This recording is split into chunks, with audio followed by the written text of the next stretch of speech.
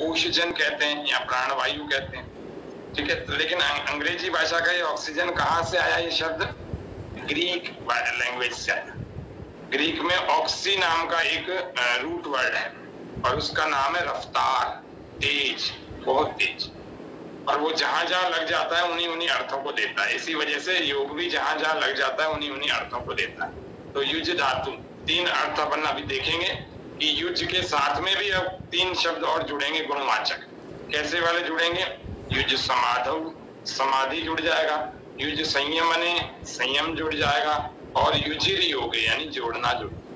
ये 3 अर्थ अपने को योग के सबको आने चाहिए। अभी स्लाइड आपके सामने आएगी। डॉक्टर साहब है अपने पास स्लाइड्स?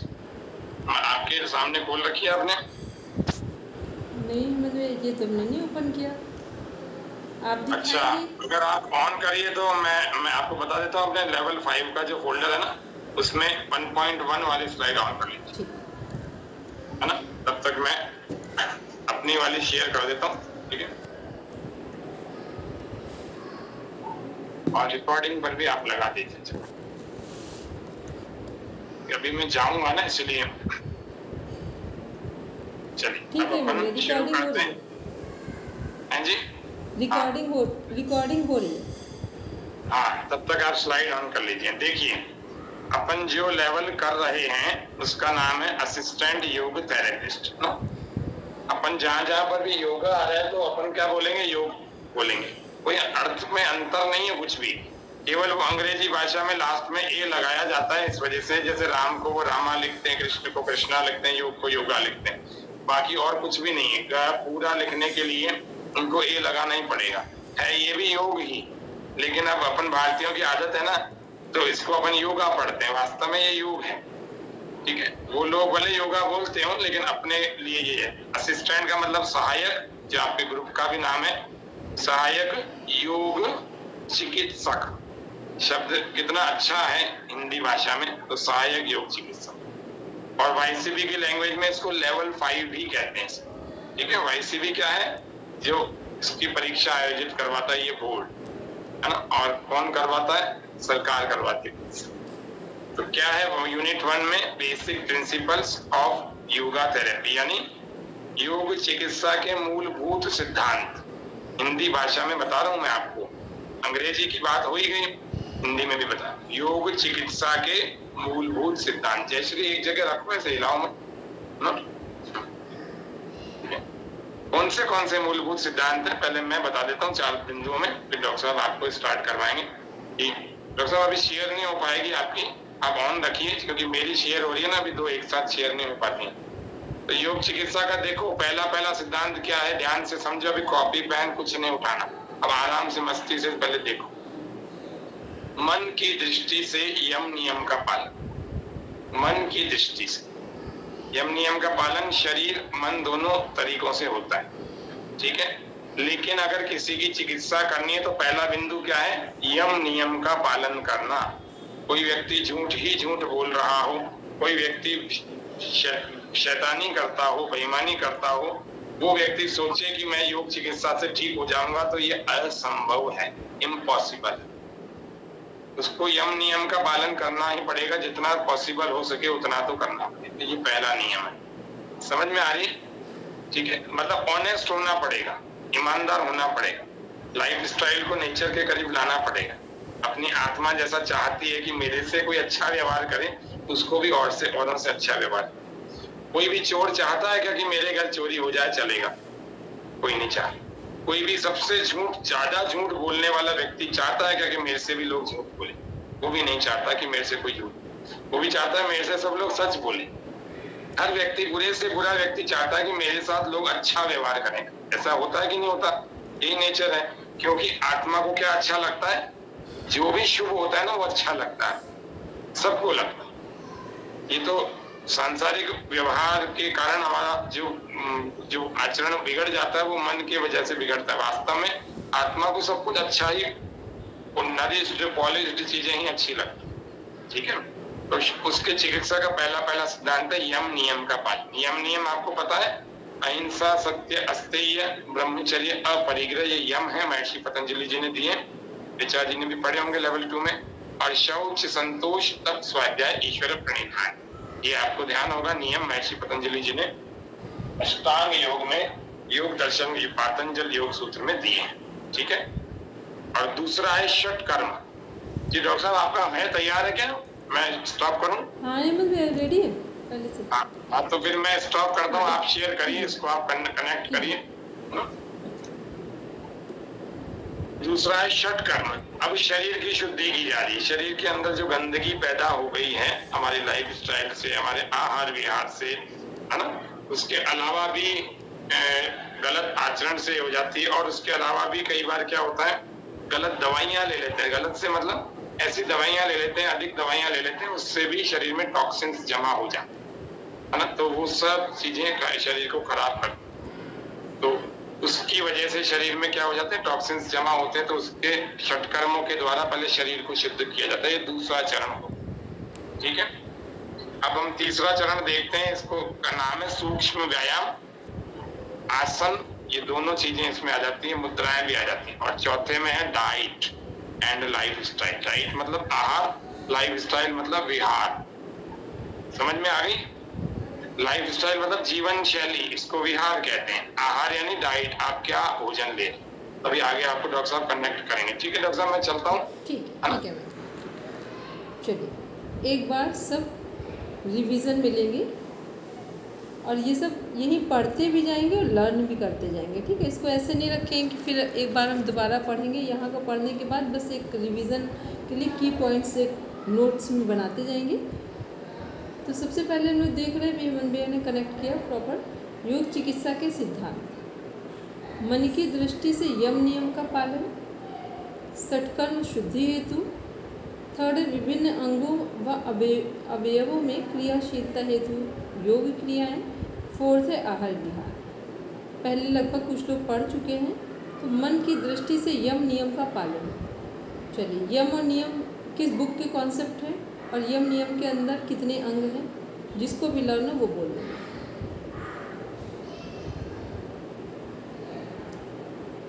यम नियम, प्रणाम मुनि जी बोलेंगे। यम नियम जो है हम लोगों के, वो उसके अंदर कितने अंग हैं हमारे? सबको मेरी आवाज आ रही है? हाँ बोलिए भाई। हाँ मैं बताऊँ। शौच संतोष तप स्वाध्याय ईश्वर प्रार्थना, नियम ये नियम थे, यम बोलेंगे पहले। अहिंसा, अहिंसा, अपरिग्रह। एक सीक्वेंस बुक में बोलेंगे अहिंसा, सत्य, अहिंसा, अस्तेय, अहिंसा, सत्य, अस्तेय, अपरिग्रह, ब्रह्मचर्य, अपरिग्रह। फिर से सुनेंगे, अहिंसा, सत्य, अस्तेय, ब्रह्मचर्य, अपरिग्रह। ये क्या है हमारे? ये यम है। नियम क्या है हमारे? शौच, संतोष, तप, स्वाध्याय, ईश्वर प्रणिधान, ये नियम है। तो योग चिकित्सा के सिद्धांत का मीन्स हुआ कि जो हम लोग थेरेपिस्ट बनने जा रहे हैं, हमारे जीवन में यम और नियम हो, ठीक है। जब यम और नियम हमारे खुद के जीवन में होंगे तो हमारी बात दूसरे लोग आसानी से समझ पाएंगे। यदि आपका मन खुद में ईमानदार न हो तो आप किसी को कुछ समझाएंगे तो थोड़ी देर तो आप कर सकते हैं, लेकिन बहुत देर उसके मन में जगह नहीं बना पाएंगे। एक सफल डॉक्टर कौन होता है? डॉक्टर की दवा फ़ायदा नहीं करती है, डॉक्टर की बातचीत फ़ायदा करती है। जो डॉक्टर का बॉन्डिंग होती है पेशेंट के साथ, वो फ़ायदा करती है। वो अगर बहुत अच्छी है, प्रभावी है, सकारात्मक है, दृढ़ निश्चयी है, तब तो जो सामने वाला पेशेंट है, रोगी है, उसे ये विश्वास हो जाएगा कि हम ठीक हो सकते हैं। अन्यथा क्या होगा कि फिर आपकी थेरेपिस्ट तो आप बन जाएंगे, लेकिन ये ज़रूरी नहीं है कि आप कितने सफल थेरेपिस्ट बनेंगे, ठीक है। तो यम और नियम हमारे जीवन के अंग होने चाहिए। फिर है षटकर्म शुद्धि हेतु। तो पहले शुद्धि किसकी करेंगे? अपनी करेंगे, क्योंकि जब हम स्वस्थ होंगे तो ही दूसरों के स्वास्थ्य के बारे में समझ पाएंगे। तो षटकर्म में हमारे 6 शुद्धि क्रियाएं। कौन कौन से षटकर्म है हमारे? धौती धौती वस्ति नेति त्राटक कपालभातिनी धौती वस्ति नेति त्राटक कपाल एक एक करके बोलेंगे वेणु मैम। धौती वस्ती नेति कपालभाति त्राटक नौली। धौती वस्ती नेति नौली त्राटक कपाल। ठीक है, ये हो गए हमारे षटकर्म हो गए, 6 शोधन क्रियाएं हो गई जिसके द्वारा हम अपने आप को, अपने शरीर को शुद्ध करेंगे, शरीर का शोधन करेंगे। और फिर जब हम किसी की थेरेपी करने जाते हैं तो सबसे पहला पार्ट कौन सा है? पहली चीज़ तो थेरेपी का पहला नियम है काउंसलिंग। ठीक, कभी भी थेरेपी किसी की भी करेंगे तो पहली चीज़ क्या है? काउंसलिंग करेंगे। उसके बाद जो हम ट्रीटमेंट देंगे वहाँ षटकर्म में से कोई ना कोई एक पार्ट उठाएंगे जो उसके रोग के अनुसार उस समय आवश्यक हो। फिर 3rd नंबर पे है विभिन्न अंगों व अवयवों में क्रियाशीलता हेतु योग क्रियाएं। जो हम सूक्ष्म व्यायाम आसन का अभ्यास करते हैं वो हम खुद में भी करें ताकि हम भी फिट रहें, और फिर सामने वाले को जैसा उसका रोग है उसके अनुसार उसे सूक्ष्म व्यायाम और आसन करवाएं। इसके बाद नेक्स्ट है आहार और विहार। आहार क्या है? डाइट है, मतलब जो हम भोजन लेते हैं वो कैसा हो?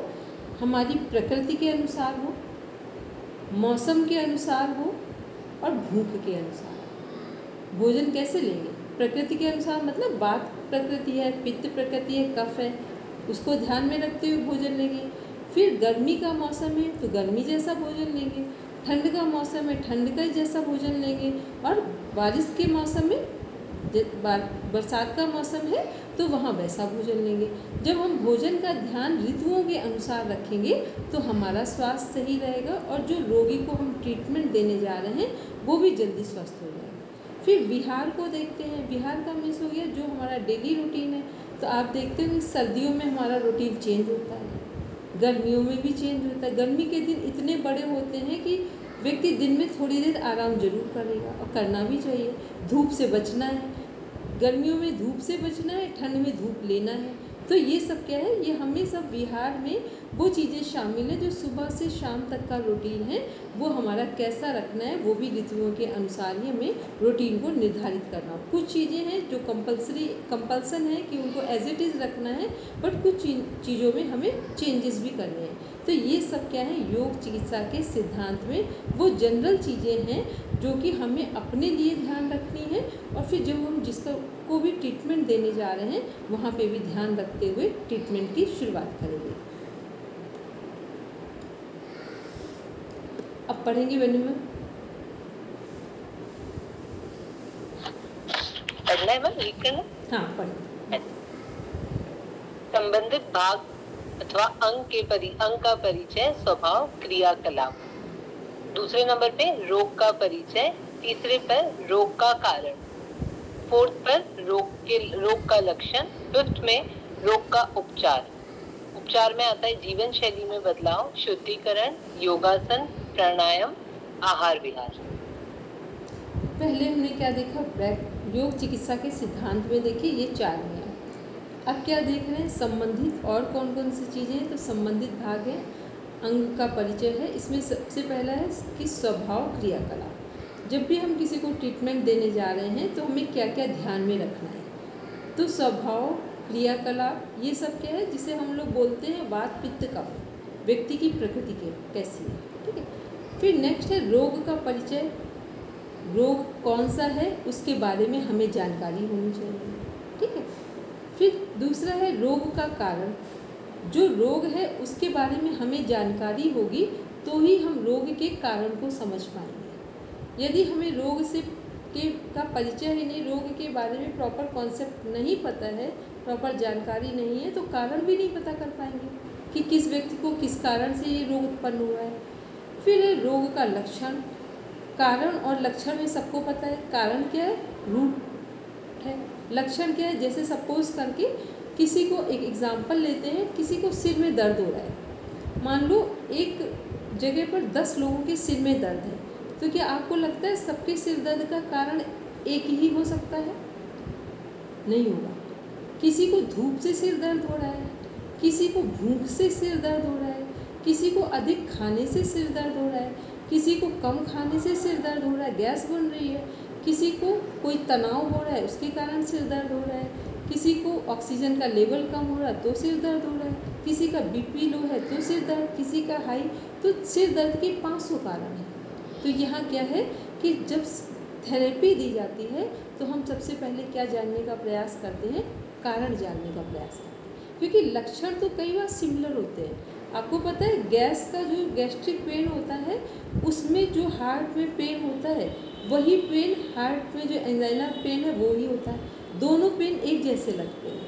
लेकिन वो कब पता चलता है, जब आप ट्रीटमेंट लेने जाते हैं, सही डॉक्टर यदि आपके कॉस्ट फैक्टर को चेक करता है तो वो बता पाते हैं कि ये गैस्ट्रिक पेन है, गैस का पेन है। उसमें भी लगता है जैसे हार्ट जो है हमारा पूरी तरीके से हार्ट में अटैक आ रहा है, ठीक है। तो ये क्या है, जब लक्षण सिमिलर हो सकते हैं लेकिन कारण सिमिलर नहीं होते, कारण अलग अलग होते हैं। तो जब भी हम किसी को डायग्नोस करेंगे तो किसके कारण करेंगे, डायग्नोस कौन कब कर पाएगा, जब हमें रोग का के बारे में सही जानकारी है तो आप डायग्नोस सही करेंगे। डायग्नोस में क्या होता है, कारण को जानते हैं, फिर कारण के अनुसार ही लक्षण को देखकर कारण का पता लगाएंगे। एलोपैथी किस पर काम करती है, लक्षण पर, सिम्टम पर काम करती है। और जितने हमारे अदर थेरेपीज़ हैं, ऑप्शनल थेरेपीज़ हैं या आयुर्वेद है, होम्योपैथी है, ये सब किस पर काम करते हैं, कॉज पर काम करते हैं, ठीक है। ये कारण पर काम करते हैं। और एलोपैथी सिम्टम पर। एलोपैथी में सिर दर्द की एक ही दवा मेडिकल स्टोर में सबके लिए है, ठीक है। लेकिन आयुर्वेद और जो होम्योपैथी एक ही दवा सबको नहीं दे रहे हैं, वो कारण पे काम कर रहे हैं। क्योंकि अब हम लोग थेरेपिस्ट बनने जा रहे हैं तो थोड़ा सा डिफरेंट चीज़ें हैं जिनको हम समझते हुए आगे बढ़ेंगे। इसके बाद है रोग का उपचार। अब हम लोग जब कोई व्यक्ति कारण का पता लगा लेगा लक्षण को देखकर तो वो रोग का उपचार ठीक करेगा। फिर रोग के उपचार में सबसे पहले क्या आता है, जीवन शैली में बदलाव। किसी भी रोग को ठीक करना हो, ये हम सबके डेली रूटीन का या डेली का अनुभव है कि जीवन शैली को यदि हम डेली रूटीन को ठीक कर लें तो अपने आप सुधार होना शुरू हो जाता है। फिर है शुद्धिकरण। शुद्धिकरण क्या है, जो हम लोग अभी देख रहे थे, जो सत्कर्मों के द्वारा शुद्धिकरण। तो जैसी हमको समस्या हो उसके अकॉर्डिंग हम सत्कर्म का सहारा लेंगे, सत्कर्म का सपोर्ट लेंगे। फिर है योग, आसन और प्राणायाम। ये भी क्या होगा, according to person, according to disease, according to weather और अकॉर्डिंग टू नेचर। पर्सन के अनुसार, रोग के अनुसार, प्रकृति के अनुसार क्या ध्यान में रख रहे हैं कि कौन से योगासन कराने हैं और कौन से प्राणायाम कराने हैं। सबको एक ही योगासन नहीं कराएंगे, सबको एक ही प्राणायाम नहीं कराएंगे, क्योंकि अभी हम क्या कर रहे हैं, थेरेपी दे रहे हैं। तो थेरेपी देने में तो पर्टिकुलर एक इंडिविजुअल व्यक्ति है जिसको जो समस्या है उसके अनुसार उसको ट्रीटमेंट देंगे। अगर एक ही समस्या के लोग एक ही ग्रुप में बैठे हैं तब तो सेम चीज़ें देंगे, अदरवाइज फिर इंडिविजुअल जैसी जिसकी समस्या है उसको वैसा ट्रीटमेंट देंगे। फिर है आहार और विहार। अपनी डाइट को ठीक करेंगे और सोने जगने और काम करने के रूटीन को ठीक करेंगे। ये क्या है, ये वो जनरल बातें हैं जिनको हमको एज ए थेरेपिस्ट पता होना चाहिए और डेली लाइफ में इसको हम खुद में पहले अप्लाई कर रहे हैं। क्योंकि जितना आपने अपने ऊपर अप्लाई किया होगा किसी थेरेपी को, उतना ही आप दूसरों पर सही अप्लाई कर पाएंगे। नेक्स्ट देखते हैं, अब हम लोग आते हैं अपने पॉइंट्स पर। Concept of yoga, its definition, aim, objectives and misconception. सबसे पहले देख रहे हैं origin and general history and development of yoga pre Vedic to contemporary period. यहाँ हम लोग देख रहे हैं कि योग की उत्पत्ति, सामान्य इतिहास और विकास पूर्व वैदिक से समकालीन तक, मतलब जब से योग या सृष्टि शुरू हुई है तब से लेकर अब तक योग के का जो पीरियड है उसको देखें किस टाइम पीरियड में कौन से ग्रंथ लिखे गए और कौन से संत महापुरुषों ने अपना योग के फील्ड में योगदान दिया है। पढ़ेंगे मैंने में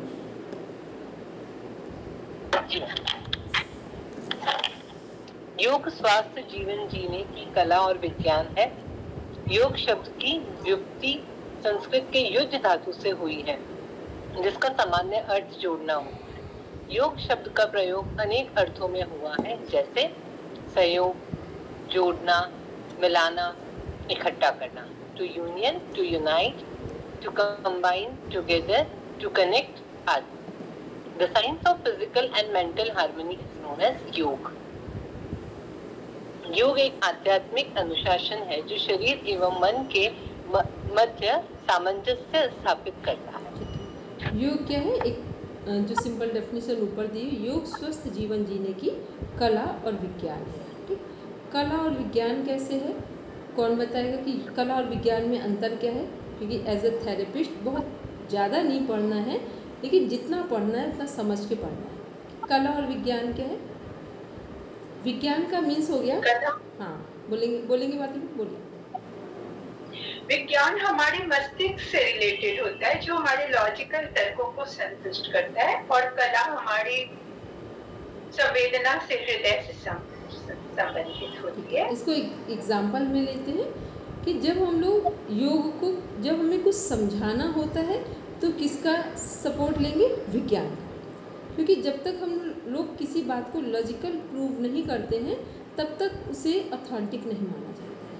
ठीक है, तो जब भी हम कुछ प्रेजेंट करेंगे तो किस में करेंगे? उसमें साइंटिफिक व्यू आने चाहिए. लेकिन कला क्या है? कला का मीन्स हो गया कि अब जो हम व्यक्त करने जा रहे हैं, जैसे मान लो अभी हमने कहा कि भारती मैम बोलिए. ठीक है, भारती मैम इस लाइन का अर्थ बताइए. तो हमने एक, ये क्या है? विज्ञान इसमें कहा है कि जो हम पूछना चाहते हैं वो क्वेश्चन हमने आपसे पुटअप किया, वो विज्ञान हो गया. और जो हम आपसे एक पोलाइटली और एक तहजीब से बात करके आपसे प्रश्न पूछ रहे हैं, वो सब कला का पार्ट है. कला मीन्स होता है कि विज्ञान को कैसे सुंदर बनाकर प्रूव किया जाए. ठीक है, विज्ञान और कला का मीन्स हो गया, विज्ञान क्या है कि प्रूवन वाली जितनी चीज़ें हैं वो सब विज्ञान में आएंगी, और कला का मीन्स है जो हमारा वे ऑफ प्रेजेंटेशन है वो सब कला का पार्ट है. अभी ये स्लाइड शेयर हो रही है, ये कला है या विज्ञान है? कला, आर्ट. ये कला है. अब इसमें जो चीज़ें बताई जा रही हैं कि योग शब्द की व्युत्पत्ति संस्कृत की युग धातु से हुई है, ये क्या है? कला है या विज्ञान है? साइंस, साइंटिफिक वे में शो कर रहे हैं. ये विज्ञान हो गया. ठीक है, जो यहाँ पे वे ऑफ प्रेजेंटेशन ये हो गया आर्ट. और जो चीज़ें हमें साइंटिफिकली जिनका मीनिंग बताया जा रहा है वो सब हमारा विज्ञान हो गया. ठीक है, तो ये है कला और विज्ञान. तो योग में क्या है? कला और विज्ञान दोनों हैं. अब देखते हैं नीचे दिया हुआ है कि योग शब्द जो है उस अनेक अर्थों में प्रयोग हुआ है. संयोग, जोड़ना, मिलाना, इकट्ठा करना. और योग, इसमें से प्रॉपर आपका जो क्वेश्चन है वो क्या है? योग शब्द की व्युत्पत्ति किस धातु से मानी गई है?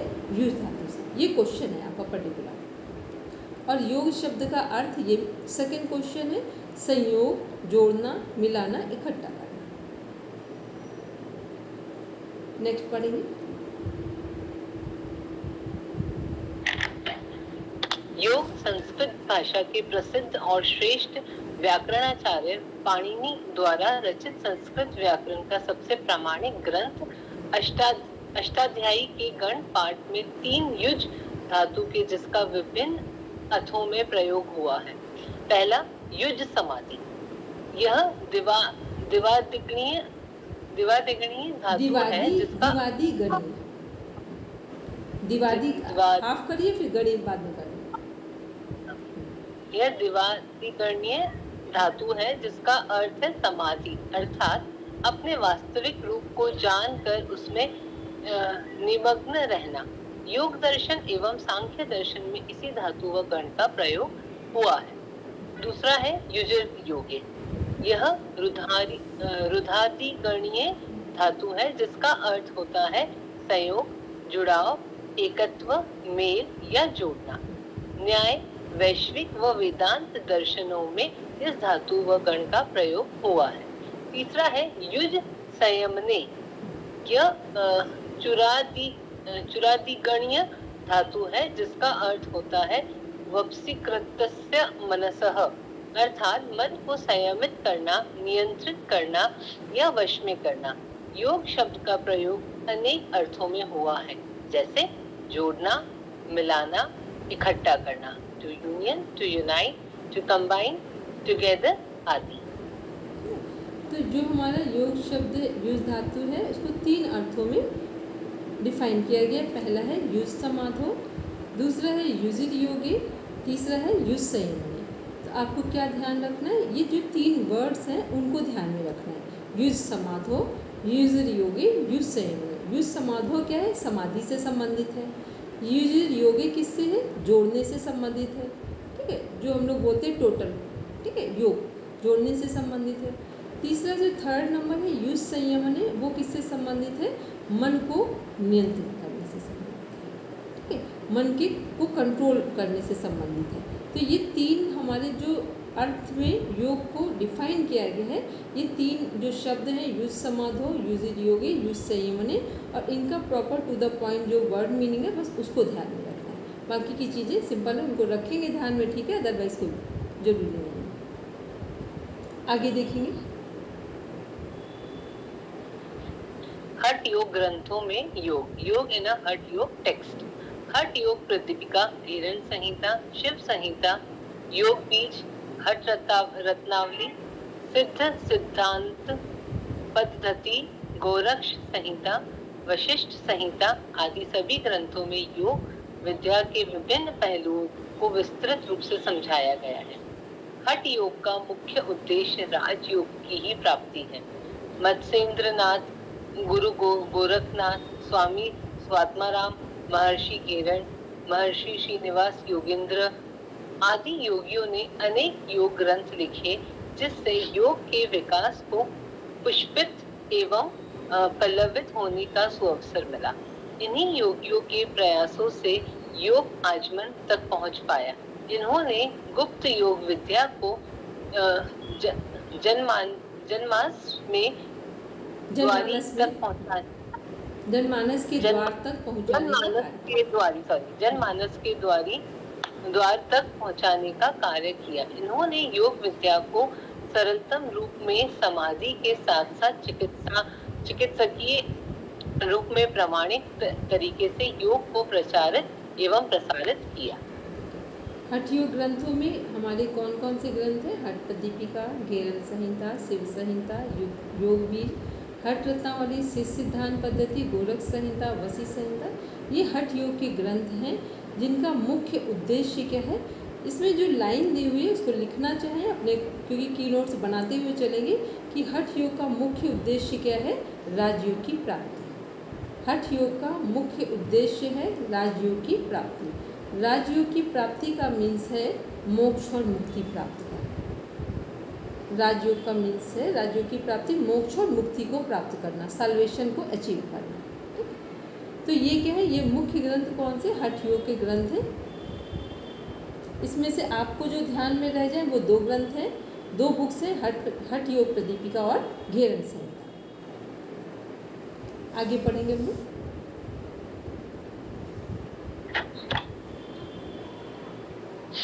आधुनिक युग में योग का विकास क्रम। भारत के प्राचीन विद्या योग अब धीरे धीरे पुनः पूरे विश्व में विस्तारित होने लगी है। एक समय था जब योग अरण्य, गुफाओं, कंदराओं, पर्वतों आदि तक सीमित था। इसके बाद योग राजघरानों एवं महलों तक सीमित रहा, लेकिन अनेक महापुरुषों और योगियों ने तब से योग आज एक जन आंदोलन बन चुका है। आधुनिक समय में महर्षि दयानंद, स्वामी विवेकानंद, महर्षि महेश योगी, स्वामी शिवानंद सरस्वती, माधव दास, स्वामी सत्यानंद सरस्वती, धीरेन्द्र ब्रह्मचारी, तिरुमलाई, कृष्णामाचार्य, महर्षि अरविंद, परमहंस योगानंद, स्वामी कुवलयानंद, महर्षि रमन, BKS अयंगर आदि ने योग को भारत में ही नहीं अपितु संसार के प्रत्येक शहर में योग विद्या को घूम घूम कर सिखाया। इन सभी योगियों ने योग को विज्ञान की कसौटी पर प्रमाणित कर आध्यात्म के साथ साथ आधुनिक तकनीकी के साथ प्रचारित एवं प्रसारित किया। इन सभी योगियों ने योग पर अनेक भाषाओं में सरल व्याख्या एवं चित्रों सहित पुस्तकों का लेखन कर योग की जटिलताओं एवं सूक्ष्मताओं को विश्व भर में सर्वसुलभ कर बनाया। इन सभी योगियों ने अपना संपूर्ण जीवन वैराग्य, तप, त्याग, देश प्रेम के साथ मानव कल्याण को समर्पित किया।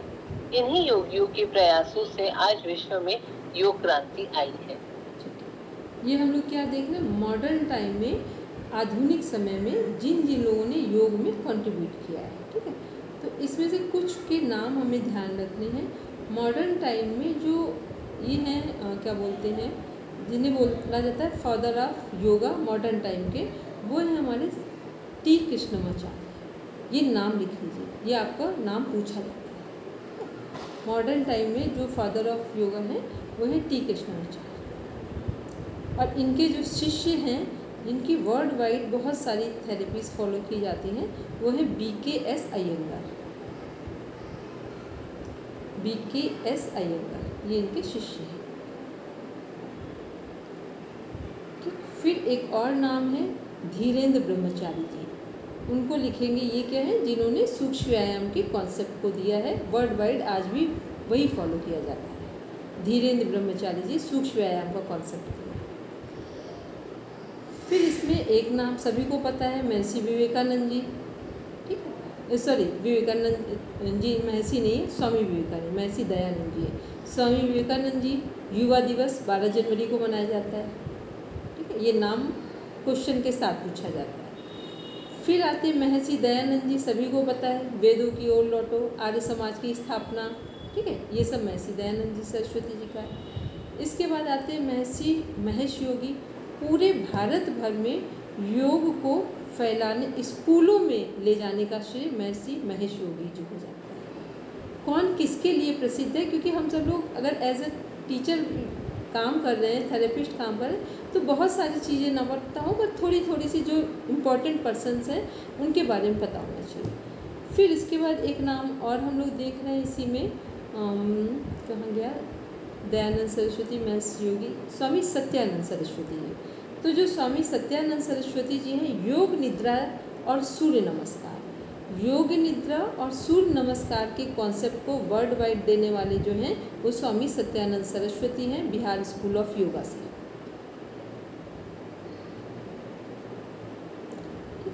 तो ये सब क्या है, ये मॉडर्न टाइम में, आधुनिक समय में इन लोगों ने योग को में अपना अपना योगदान दिया है, जिससे हम सभी को योग को समझने में आसानी हुई है। आगे पढ़ेंगे।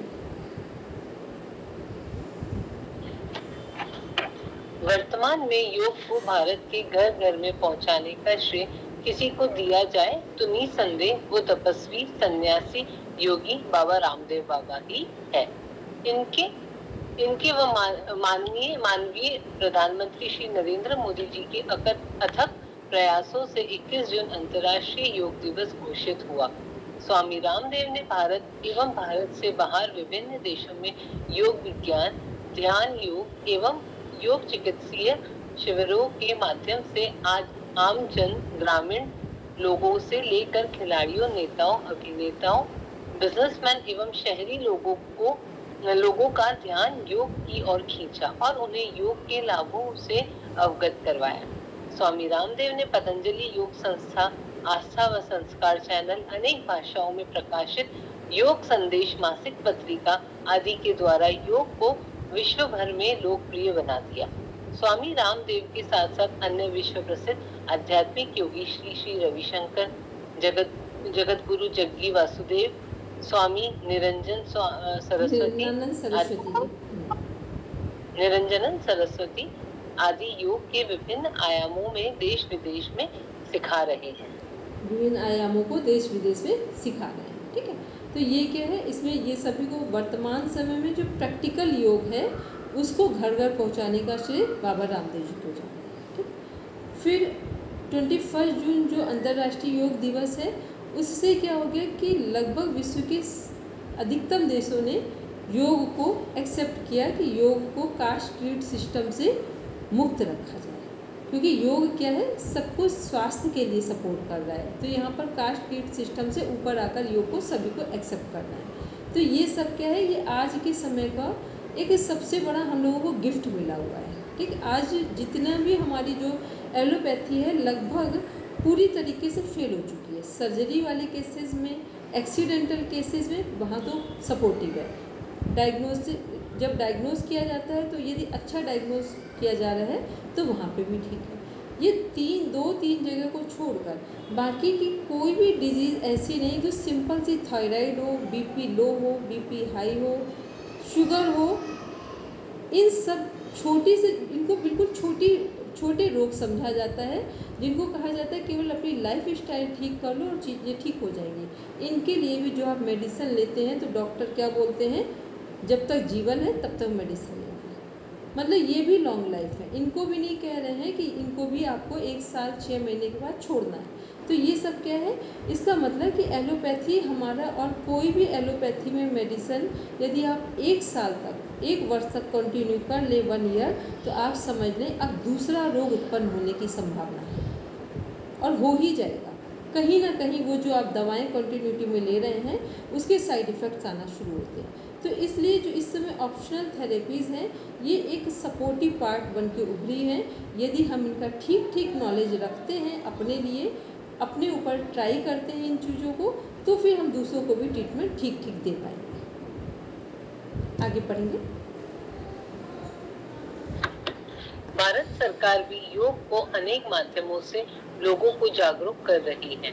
स्कूल, कॉलेज, विश्वविद्यालय, हॉस्पिटल, सेना आदि में योग विशेषज्ञों, योग एक्सपर्ट, योग अध्यापक, योग चिकित्सक, योग ट्रेनर आदि नियुक्त कर योग को लोगों की दिनचर्या एवं जीवनचर्या का हिस्सा बनाकर स्वास्थ्य, संस्कारवान एवं खुशहाल भारत के निर्माण का मार्ग प्रशस्त किया जा रहा है। भारत सरकार ने योग को आयुष के अंतर्गत शामिल करके इसके लिए अलग से बजट की व्यवस्था भी की है। आयुष मंत्रालय भारत सरकार का अभिन्न अंग है, जिसका उद्देश्य योग के साथ साथ अन्य पारंपरिक चिकित्सा पद्धति को अनुदान देकर शिक्षा और अनुसंधान को बढ़ावा देना है।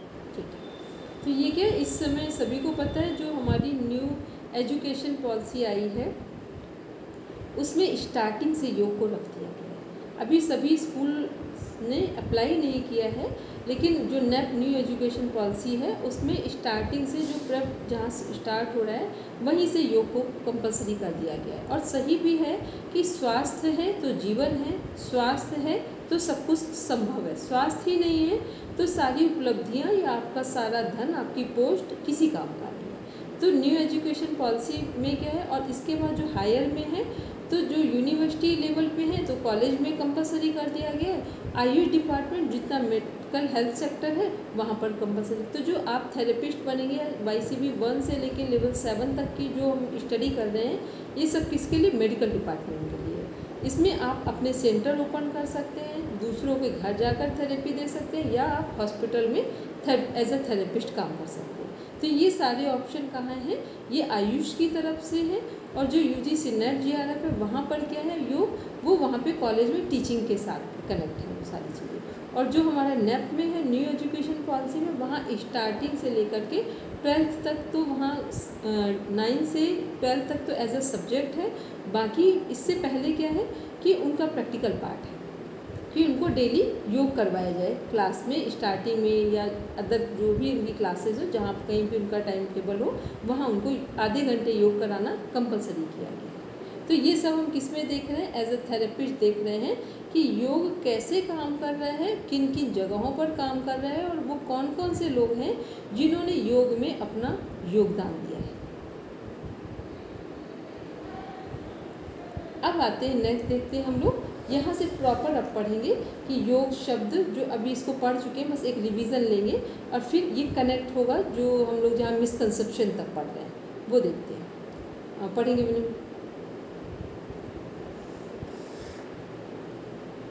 अनम्यूट करेंगे।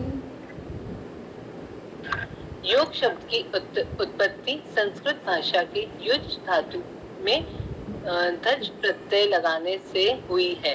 उदाहरण स्वरूप युज प्लस वर्ड घन योग, जिसका सामान्य अर्थ होता है जोड़ना। संस्कृत भाषा के प्रसिद्ध और श्रेष्ठ व्याकरणाचार्य पाणिनि द्वारा रचित संस्कृत व्याकरण का सबसे प्रामाणिक ग्रंथ अष्टाध्यायी के गण पाठ में 3 तीन युज धातु है जिसका विभिन्न अर्थों में प्रयोग हुआ है।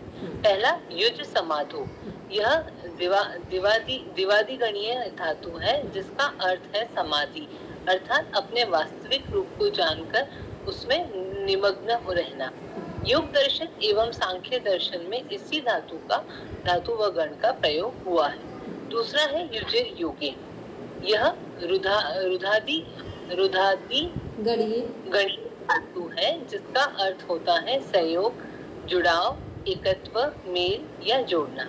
न्याय, वैश्विक व वेदांत दर्शनों में इसी धातु व गण का प्रयोग हुआ है। तीसरा है युज संयमने, यह वैशेषिक है ना? वैशेषिक पढ़िए पढ़िए। युज संयमने, यह चुरादी गणीय धातु है जिसका अर्थ होता है वपीकृतस्य मनसः, अर्थात मन को संयमित करना, नियंत्रित करना या वश में करना। योग शब्द का प्रयोग अनेक अर्थों में हुआ है, जैसे जोड़ना, मिलाना, इकट्ठा करना, to union, to unite, to combine, together आदि। ठीक है, ऊपर वो हेमंत भैया बोल रहे थे जो आप सेकंड नंबर पे पढ़ रहे थे, सेकंड नंबर में सेकंड लाइन में लिखा है न्याय के बाद वैशेषिक, ठीक, वो ये अभी हम लोगों का रिवीजन हुआ है। बोलेंगे भारती मैम? मैम जैसे यहाँ पर लिखा है कि युज समाधवाओं के योग दर्शन और सांख्य दर्शन में यूज हुआ, न्याय वैशेषिक वेदांत में युजिर योगी का, तो युज संयमने का किसमें उपयोग हुआ है? यहाँ पे वो दिए हुए हैं आपको एग्जाम्पल, यहाँ युज संयमने जो दिया हुआ है, तो एक चीज़ समझिए, पहले तो तीन जो नाम दिए हुए हैं इनमें एक कॉन्सेप्ट क्लियर कर लीजिए, फिर दूसरे में आते। पहला है युज समाधो, क्या है? समाधि है, ठीक, एक सिंपल, जिसको अभी पहले भी पढ़ा चुके हैं, ये डिवीजन समझिए। फिर दूसरा युजिर योगी, क्या है? संयोग, जोड़ना है, ठीक है, एक एक दो हो गया, और सिंपल बोले जीवात्मा और आत्मा या जीवात्मा परमात्मा, ठीक है, वो हो गया। या फिर इसके बाद थर्ड में देख रहे हैं युज संयमने, संयम किस पर करना है? मन पर करना है। तो एक तो कॉन्सेप्ट क्लियर करेंगे शब्द और अर्थ के साथ, ठीक है। अब देख रहे हैं उसमें जो ऊपर में लिखा हुआ है फर्स्ट वाले में, वहाँ लिखा हुआ योग दर्शन एवं सांख्य दर्शन में इस धातु व गण का प्रयोग हुआ है। मतलब वहाँ पे समाधि के बारे में बताया गया, सभी को पता है, ठीक है। जो योग दर्शन और सांख्य दर्शन में पढ़ रहे थे तो वहाँ इसका यूज हुआ है। फिर है युजिर योगे, यहाँ पर क्या है कि ये जो है इसका न्याय, वैशेषिक और वेदांत दर्शन में, तो न्याय भी हो गया, वैशेषिक भी हो गया, वेदांत भी हो गया। कौन सा दर्शन बचा? तो आत्मा को परमात्मा से मिलाने की बात करते हैं, इसीलिए इसमें न्याय, वैशेषिक और वेदांत में युजिर योगी का उपयोग हुआ है। युज संयमने हुआ राजयोग, तो लेकिन उसका किस दर्शन में उपयोग हुआ है? फिर से बोलेंगे, अभी हम आपकी बात नहीं समझ पा रहे हैं। युज संयमने मतलब राजयोग हुआ ना, मन पर संयम का मतलब मन पर जब भी होगा। और ये जो हम लोग पढ़ रहे हैं, जितने भी अर्थ पढ़ रहे हैं, ये सब राजयोग में पढ़ रहे हैं।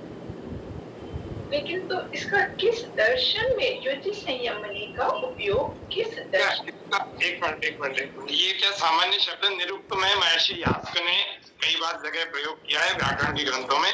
उसके अलावा ये युज संयमने धातु का प्रयोग नहीं होती है, लेकिन इन अर्थों का प्रयोग उपनिषदों में कई बार हुआ है कि योग करके साधना करके, तो वहां पर संयम के रूप में भी कई सारे उपनिषदों में प्रयोग होता है। स्पेसिफिक कहीं बता नहीं रखा, लेकिन जिन्होंने उपनिषद पढ़े उनको जरूर पता है, इसलिए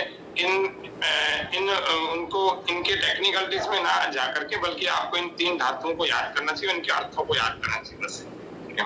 नहीं कर देंगे भारती मैम, जो आपको क्वेश्चन उसमें गलती नहीं है, आप जो पूछ रहे हैं, लेकिन जो युज संयम की बात है ना, जरूरी नहीं है कि वहाँ पे सारे ग्रंथों के नाम ही दियो, क्योंकि संयम का मतलब है तो मन पर संयम करना, नियंत्रण करना, तो पूरा योग ही मन पर नियंत्रण करने की बात कर रहा है, ठीक है। तो यहाँ बुक का नाम नहीं है कि कौन से बुक में, जैसे वहाँ सारे अलग अलग दिए हुए, तो यहाँ संयम की बात है, तो संयम का अर्थ है मन से, और जिसका मन नियंत्रण में है तो राजयोग का अर्थ क्या है? धारणा, ध्यान, समाधि है। तो मन पर नियंत्रण से ही हम समाधि को प्राप्त कर रहे हैं। ठीक है, अगर इसको कनेक्ट करेंगे तो ऐसे करेंगे, अदरवाइज सबको अलग अलग देखेंगे और जिस दर्शन में जिस धातु का प्रयोग हुआ है उन दर्शन के नाम लिखे हैं, जिसमें कोई नहीं अलग से ऐड किया गया वहाँ नाम नहीं लिखा हुआ। ठीक है भारती मैम, अभी भी कोई डाउट हो तो डाउट क्लियर कर लेंगे। हेलो भारती मैम, अभी भी कुछ लग रहा हो तो यस और नो में बोलेंगे, नहीं समझ में आए तो अपना नोट करके रखिए। अब कोई डाउट नहीं है, बस यही लगा कि वो डाउट नहीं होना चाहिए, इसलिए ना भले 4-5 बार छोटी छोटी चीज़ें हो सकता है कोई इतना महत्व ना रखती हो, लेकिन लगता है कि पता नहीं समझ में आ रही। तो जो संयम का मीन्स है कि अपने मन पर संयम करना, तो पूरा योग ही संयम पर आधारित है। और मन पर संयम क्या है? जो धारणा ध्यान समाधि। तो नीचे से देखेंगे तो धारणा ध्यान, ऊपर समाधि दिया हुआ है। ठीक है, नीचे से देखेंगे तो धारणा और ध्यान, ऊपर जाके समाधि कनेक्ट हो रहा है। ठीक है, चलो फिर भी कोई डाउट रह जाए तो क्वेश्चन वॉइस मैसेज डालकर पूछ लेंगे। ठीक है, चलिए पढ़ेंगे मैंने। बस डॉक्टर साहब इसका ये पढ़ाने वाला नहीं है, इसमें इनका क्या है, केवल इसमें एक ही कॉन्सेप्ट है। ये तो नोट्स मैंने इनके लिए बना रखे हैं, इसमें क्या है इनको यही बताना है कि बस हिरण्यगर्भ का एक छोटा सा कॉन्सेप्ट है, क्योंकि और उसके अलावा ना हिरण्यगर्भ का प्रयोग ऋग्वेद में है और वही उनके है। बस इसलिए इनको पढ़ाने वाला ये था नहीं। इससे ठीक पहले ये पीछे गया ना, सिंधु घाटी सभ्यता, ये वाला बस नहीं आगे और एंड और आगे बस ये वाला, यहाँ से 1920 आधा पेज है ना जो, बस वो वाला पढ़वाना। ये मंदिर ये ऊपर से ये नहीं,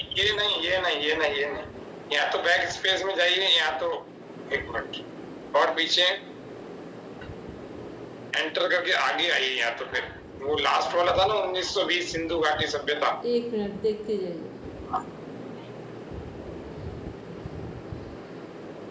ये एक तो रिपीट हो रहा है, बहुत पीछे आगे चलते रहिए आगे। नहीं पीरियड है, चलिए ठीक है, पीरियड करा दीजिए। ये सही है, ठीक है ये करवा देते हैं। एक स्लाइड पीछे आ जाइए ना, बस चलो पढ़ेंगे। योग के इतिहास को जानने से यह स्पष्ट हो गया कि वेदों के माध्यम से ही इस विद्या का प्रादुर्भाव इस संसार में हुआ था। विभिन्न तथ्यों एवं प्रमाणों के आधार पर भी कहा जा सकता है कि मानव ने इस धरा पर जब से जन्म लिया है तभी से योग की शुरुआत हो गई थी। अब हम प्राचीन काल से लेकर वर्तमान समय तक योग के काल को विस्तृत से जानेंगे, विस्तार से जानेंगे। प्रथम है वैदिक काल, वैदिक युग या श्रुति काल। सृष्टि की उत्पत्ति से लेकर 600 ईसा पूर्व बिफोर क्राइस्ट ईसा पूर्व का समय वैदिक काल के अंतर्गत आता है। इस समय सीमा के दौरान वेद उपनिषद पुराण रामायण महाभारत गीता योगावशिष्ट स्मृतियां आदि ग्रंथों की रचनाएं हुई थी। इन सभी आर्ष ग्रंथों में योग के विभिन्न स्वरूपों पर प्रकाश डाला गया है। इस काल में लोग ऋषियों एवं योगियों द्वारा बताई गई बातों का अनुसरण करते थे और अपने जीवन को दिव्य तरीके से जीते थे। दूसरा है सूत्र एवं भाष्य काल, क्लासिकल पीरियड। 600 ईसा पूर्व से 600 ईस्वी तक का समय योग पर लिखे महत्वपूर्ण सूत्रों एवं भाष्यों का रहा है। इस काल के मध्य महर्षि पतंजलि ने योग के सबसे महत्वपूर्ण ग्रंथ योग सूत्र की रचना की थी। इसके बाद महर्षि व्यास के द्वारा योग सूत्र पर सबसे पहला प्रसिद्ध व्यास भाष्य लिखा गया था। इसी काल सीमा में बौद्ध एवं जैन धर्म के प्रसिद्ध साहित्यों में की भी रचना हुई। इसमें देख रहे हैं हम लोग, पहले क्या हम लोग ने देखा, फर्स्ट जो हमारा वैदिक पीरियड है, वैदिक काल है, कि सृष्टि की उत्पत्ति से लेकर 600 ईसा पूर्व बिफोर क्राइस्ट जो समय है तक का समय वैदिक काल के अंतर्गत आता है। तो वैदिक काल का जो टाइम पीरियड है, हालांकि इसमें से आपके कोई क्वेश्चन नहीं बनेंगे, लेकिन हम लोग पढ़ रहे हैं तो हमें प्रॉपर कुछ हिस्ट्री पता होनी चाहिए। ठीक है, फिर इसके बाद है इस समय सीमा के दौरान वेद उपनिषद पुराण रामायण महाभारत गीता श्रीमद् भगवद गीता योग वशिष्ठ स्मृतियाँ, इतने सभी जो ग्रंथ हैं ये कब लिखे गए हैं? वैदिक काल से कनेक्ट हो रहे हैं। इसके बाद फिर हम लोग नेक्स्ट देख रहे हैं नीचे, सूत्र एवं भाष्यों का काल कौन सा है? जब हमारे कमेंट्रीज लिखी गई, सूत्र लिखे गए, तो ये है 600 ईसा पूर्व से 600 ईस्वी तक, जो हम लोग का अभी चल रहा है, सेंचुरी चल रही है, जिसे हम लोग बोलते हैं 100 साल का एक शताब्दी होती है। तो ये क्या है, इसमें तक का समय योग पर लिखे महत्वपूर्ण सूत्रों एवं भाष्यों का रहा है।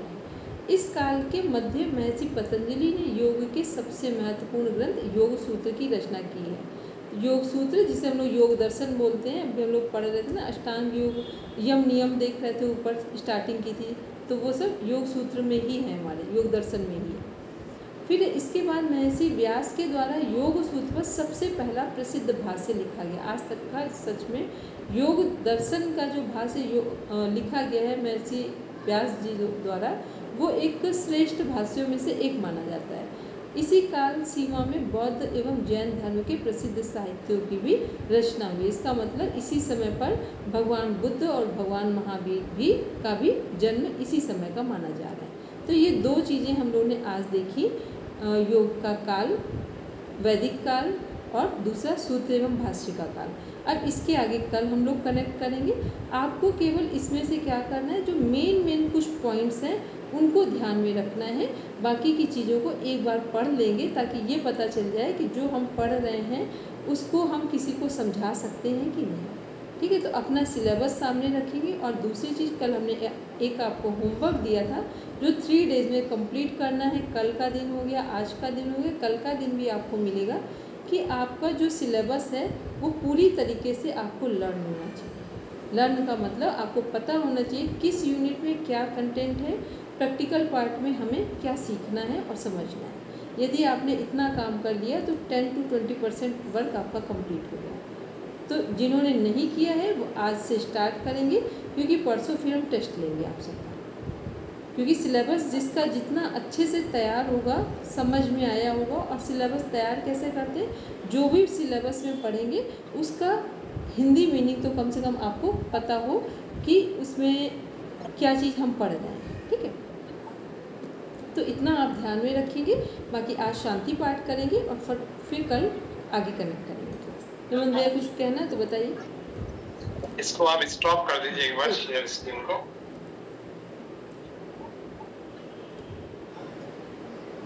अच्छा, किसी को सिलेबस में कक्षा में प्रारंभिक कुछ समस्या आ रही है तो बताइए, एक बार स्टॉप कर दीजिए डॉक्टर साहब, बताइए। कोई दिक्कत है? बोलिए ऋचा जी। नहीं, कोई दिक्कत नहीं। बड़ा परेशान होके बता रहे हो, कोई दिक्कत? खुश होके बताओ ना, जब दिक्कत ही नहीं है तो फिर खुश होके बताओ। वो तो अपने ऊपर पढ़ना पड़ेगा यही। हाँ, पढ़ना पड़ेगा, थोड़ा समय निकालना पड़ेगा। तो 1 महीना तो आप लोगों को थोड़ा समय निकालना है और गंभीरता से हर चीज को देखना। जहाँ पर बहुत स्पेशल एम्फेसिस देना होगा उस मैटर को आपको पहले बता देंगे कि यहाँ पर बहुत ध्यान देना है। जो केवल थियोरेटिकल जानना बहुत जरूरी है, लेकिन उससे प्रश्न कोई विशेष नहीं बनते, उस पर भी आपको बता देंगे। जैसे अभी योग के इतिहास काल में बहुत प्रश्न नहीं बने, एक आध कोई बन गया तो ठीक है, मेन थेरेपी के प्रश्न बने, लेकिन फिर भी इनको देखना जरूरी है क्योंकि सिलेबस में है, इसलिए अपने को पूरा ईमानदारी से एक बिंदु पर ध्यान। ठीक है, चलिए तो हम शांति पाठ के लिए सभी जी बोलिए। सर, कोई बुक भी लेना पड़ेगा सर? बता देंगे, अभी आज रहने दो, कल बताएंगे। ठीक है, अगर कुछ लेनी भी पड़ी तो ठीक है, बता देंगे कल। म्यूट कर दीजिए। ठीक है, अभी हम शांति पाठ करते हैं। सभी एक बार सीधे होकर बैठे, कमर गर्दन सीधी, गहरा श्वास, ओम का उच्चारण।